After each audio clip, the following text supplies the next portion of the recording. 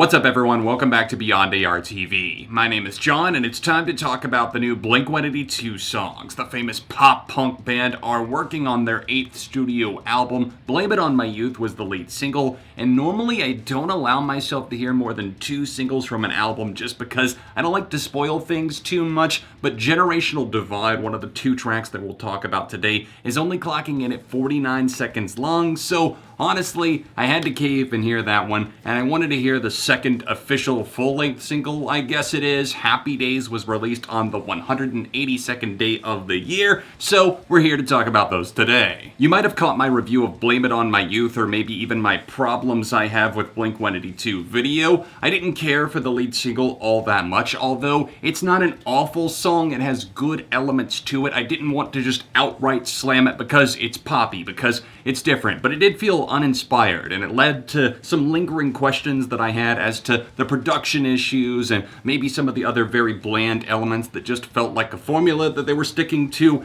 And now on these 2 tracks that they've released since then, they're quite different from each other, one being a fast-paced punk tune that has lyrics that kind of call out the fan base, that's Generational Divide, and then Happy Days, a kind of happy-go-lucky one that's at least yearning for happier times. Maybe they're not in the happiest of times, but it's calling out for it.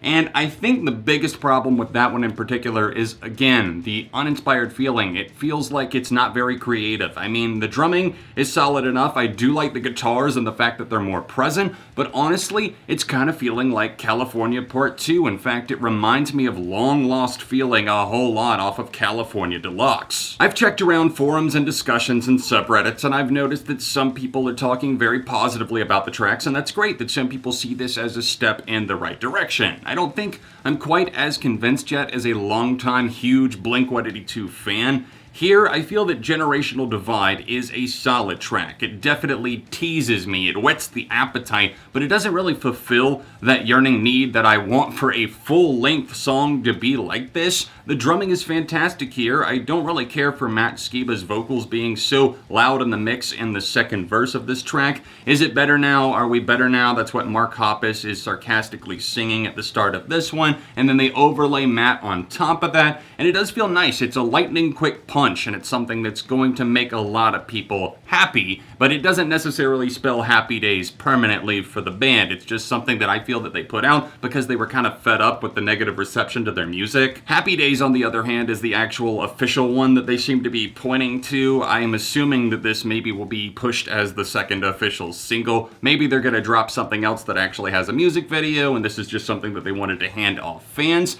But the progress of their 8th studio album is really baffling to me. I'm not exactly sure what they're doing. They're constantly kind of doubting themselves, it seems, and then pushing something else out, and then shuffling producers around behind the scenes. Of course, Tim Pagnotta of Sugar Cult fame once again helped write and produce Happy Days, the second track here that we need to discuss.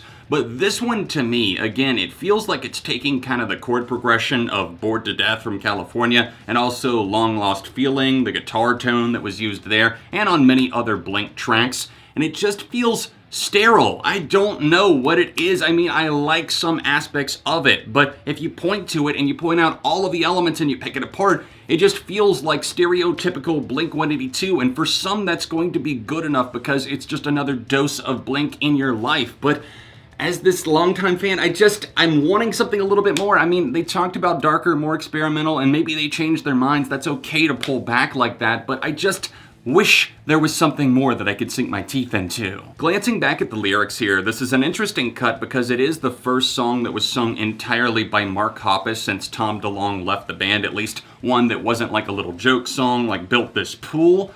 This song does feature Mark at the wheel the entire time, and I do feel like that shows, at least within like a couple of listens. Like right off the bat, it might feel like you've recharged the batteries, but I feel that they die out pretty quickly, and you're like, oh, this was just the Dollar Tree band. And then you go back to playing it some more, and it just doesn't have that shine to it. And I thought that some of the lyrics were a little bit clunky here, especially the bridge on this track being a little bit questionable. Face down in the deep end, face down every weekend, face down and I'm bleeding. There's no sound when you're leaving. We faced all of our demons. We chased all of our dreams and, which is an awkward rhyme, demons and then dreams and, don't know where it leads us. We don't care at all. And that just kind of has me sitting here like, Okay, what is this giving us that 1,000 other Blink songs haven't given us already? I Want to Feel Happy Days is a nice enough refrain, and it does get lodged in my head pretty quickly, but it also kind of exits. If I listen to something else like right after that, I feel like that instantly buries it because it's much more forgettable. Generational Divide is the better song of the two,